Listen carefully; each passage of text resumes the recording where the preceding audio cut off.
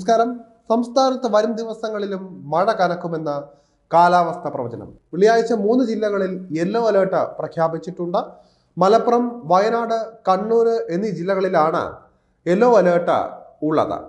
ഒറ്റപ്പെട്ട ശക്തമായ മഴയ്ക്കുള്ള സാധ്യതയാണ് പ്രവചിക്കപ്പെട്ടിരിക്കുന്നത്. 24 മണിക്കൂറിൽ 64.5 മില്ലിമീറ്റർ മുതൽ 115.5 മില്ലിമീറ്റർ വരെ മഴ ലഭിക്കുന്ന സാഹചര്യത്തെയാണ് ശക്തമായ മഴ എന്നതുകൊണ്ട് വ്യക്തമാക്കുന്നത്. വരും മണിക്കൂറുകളിൽ തിരുവനന്തപുരം, വയനാട്, കണ്ണൂർ ജില്ലകളിൽ യെല്ലോ അലേർട്ട് പ്രഖ്യാപിച്ചിട്ടുണ്ട്. അതേസമയം മധ്യ പടിഞ്ഞാറൻ ബംഗാൾ ഉൾക്കടലിന് മുകളിലായി ന്യൂനമർദ്ദം, അതായത് ലോ പ്രഷർ ഏരിയ സ്ഥിതി ചെയ്യുന്നുണ്ട് എന്ന കാലാവസ്ഥാ വകുപ്പ് അറിയിച്ചിട്ടുണ്ട്. അടുത്ത 12 മണിക്കൂർ മധ്യ ബംഗാൾ ഉൾക്കടലിന് മുകളിലൂടെ വടക്ക് കിഴക്ക് ദിശയിൽ സഞ്ചരിച്ച് ഇതിന്റെ ശക്തി കുറയുമെന്നും പ്രവചിച്ചിരിക്കുകയാണ്. ന്യൂനമർദ്ദത്തിന്റെ പശ്ചാത്തലത്തിൽ കേരളത്തിൽ വരും ദിവസങ്ങളിൽ ഒറ്റപ്പെട്ട സ്ഥലങ്ങളിൽ ഇടിമിന്നലോട് കൂടിയ ശക്തമായ മഴയ്ക്ക് സാധ്യത ഉണ്ട് എന്നും കേന്ദ്ര കാലാവസ്ഥാ വകുപ്പ് അറിയിച്ചിട്ടുണ്ട്. വെള്ളിയാഴ്ച രാത്രി 11:30 വരെ കന്യാകുമാരി തീരത്ത് കള്ളക്കടൽ പ്രതിഭാസത്തിന്റെ ഭാഗമായി 1.2 മുതൽ 1.3 മീറ്റർ വരെ ഉയർന്ന തിരമാലകൾ ഉണ്ടാകുമെന്നും ഇത് കാരണം കടലാക്രമണത്തിന് സാധ്യതയുണ്ട് എന്നും ദേശീയ സമുദ്രസ്ഥിതി പഠന ഗവേഷണ കേന്ദ്രം, അതായത് ഇൻകോയിസ്, മുന്നറിയിപ്പ് നൽകുന്നുണ്ട്.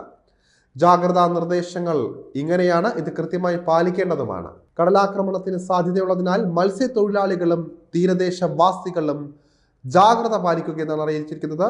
ഇതിൽ ആദ്യത്തേത്, കടൽക്ഷോഭം രൂക്ഷമാകാൻ സാധ്യതയുള്ളതിനാൽ അപകട മേഖലകളിൽ നിന്ന് അധികൃതരുടെ നിർദ്ദേശാനുസരണം മാറി താമസിക്കണം. രണ്ടാമതായി പറയുന്നത്, ചെറിയ വള്ളങ്ങളും ബോട്ടുകളും കടലിലേക്ക് ഇറക്കുന്നത് ഈ സമയത്ത് ഒഴിവാക്കേണ്ടത് അനിവാര്യമാണ്.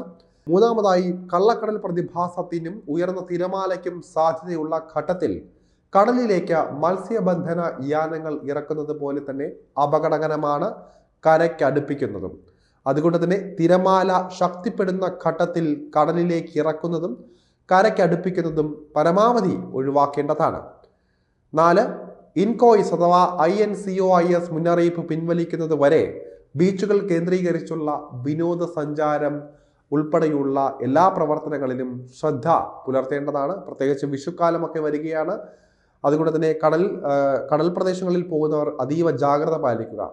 അഞ്ചാമതായി പറയുന്നത്, മത്സ്യബന്ധന യാനങ്ങൾ, അതായത് ബോട്ട്, വള്ളം മുതലായവ ഹാർബറിൽ സുരക്ഷിതമായി കെട്ടിയിട്ട് സൂക്ഷിക്കുക.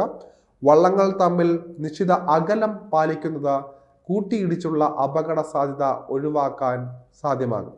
മത്സ്യബന്ധന ഉപകരണങ്ങളുടെ സുരക്ഷ ഉറപ്പാക്കേണ്ടതാണ്.